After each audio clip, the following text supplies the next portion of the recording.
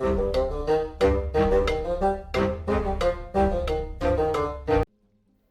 and welcome to the Critically Clueless. Today we are going to be doing a review for Solasta, Crown of the Magister. This game has been published and developed by Tactical Adventures. It is their first game as well. It's currently on the Xbox and the PC. It's also on Game Pass, absolute score there. And it will set you back between £10 and £39, £40-ish, depending on what platform you're buying it on, depending on what kind of deal you're getting it at. It's a very low-end price game for what you're actually getting. Now, what is this game? Well, it is a CRPG. It's a turn-based strategy game, and it's dealing with the rule set in D&D 5th edition. For anyone that's very involved within the D&D community, you will know the rule set of this game. It will be very, very familiar with you. Personally, I'm not too much up on that, although I'm interested. I've never actually played the tabletop. I have been told that this is one of the most true-to-life tabletop versions of the game that you can possibly buy. If anyone has played one of the Pathfinder games, I believe there's 2 of them out, this is what you would probably be able to compare it to the most. This is a very interesting, kind of in-depth CRPG. Maybe not the most in-depth, but I kind of like the options that it has given you within this game.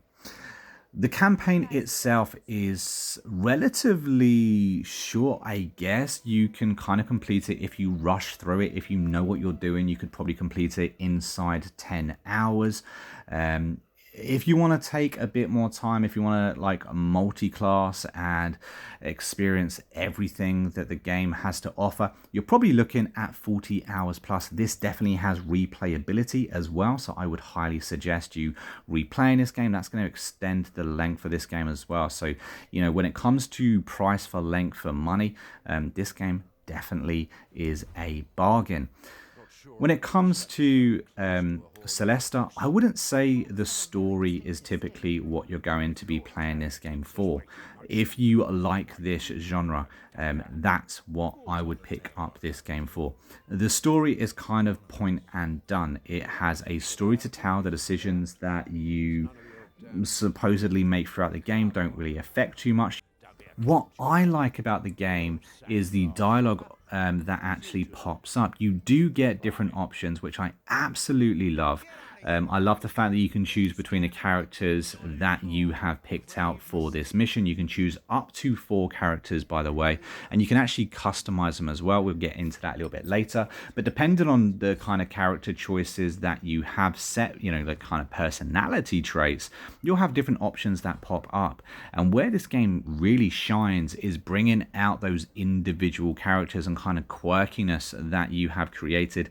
There's some absolutely funny one-liners that pop up in this game that really add to the character.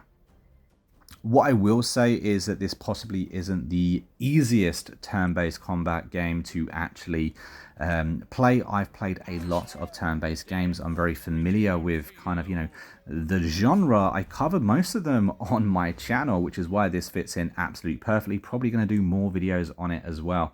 But there is a little bit of a learning curve with this game, especially because it is, you know, operating within the D&D parameters.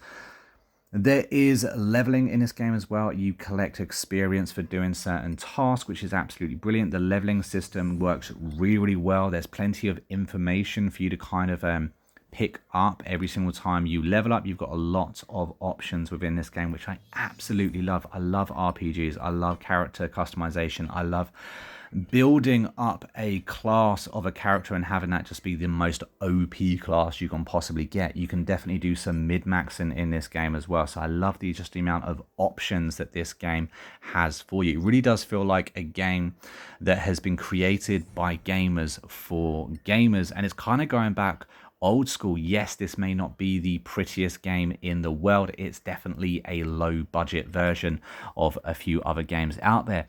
But at the same time, it adds character, it adds depth, and it definitely is worth playing if you like this genre. Now, as I mentioned earlier, you do get to choose a party of 4, and you can actually create your own characters as well. I would recommend creating a character just so that way it's your character when you're very first starting out.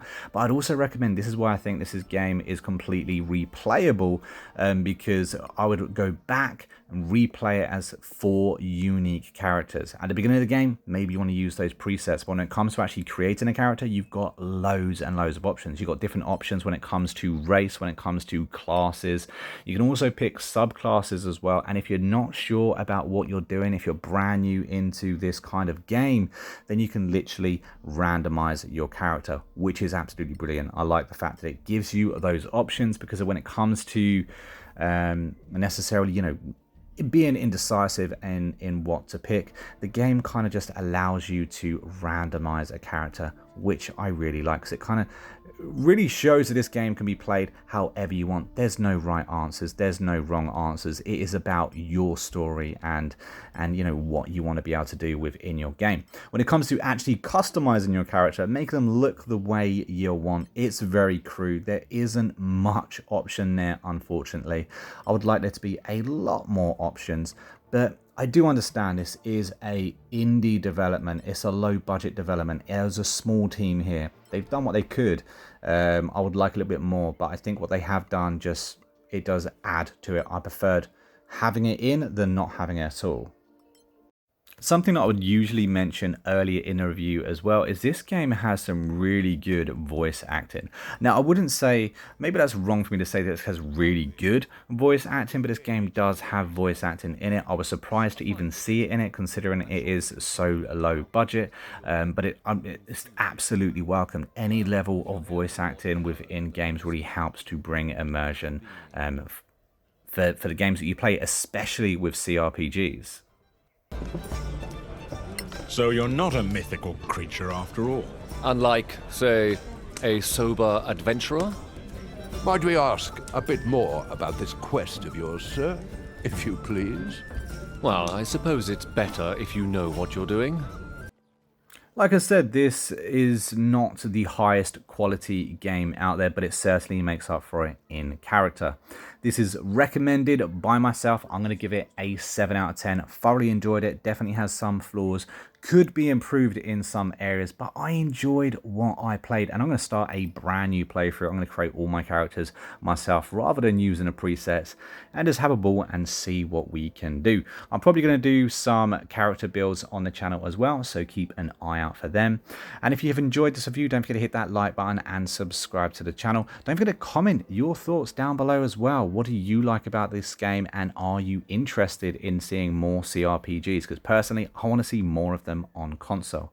And if you've made it to the end of the review, a big thank you to you. Don't forget to comment red banana down below, just confuse all those people new to the channel or that hasn't watched to the end. But until next time, I've been a monk, we've been Critically Clueless, and I'll see you in the next video real soon.